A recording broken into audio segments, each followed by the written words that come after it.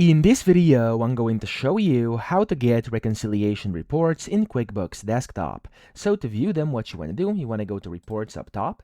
Then from here, you want to navigate to Banking and hover over it, and you want to click on Previous Reconciliation. Now, whenever you do that, here you have to put in a bunch of things. So first, you have to select your account, click on the Account drop-down, and then choose the bank or credit card account you want to review. I'm just going to go with this one, for example.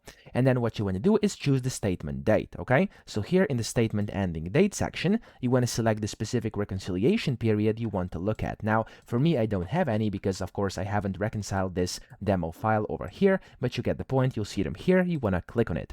Now, after this, you want to select your report type, which is over here. You can choose summary, which is like overview of balances. You can select detail, which is basically lists of individual cleared or uncleared transactions, or both if you want to view both. Now, over here, you can also choose cleared options, so you can select whether to view only the transactions cleared at the time of reconciliation or cleared transactions plus any changes made to them since, okay? So essentially, whenever you do that, simply click on the display button and you'll see exactly what you wanted to see. So I hope this video helped you out. If it did, please subscribe to the channel and help me out as well.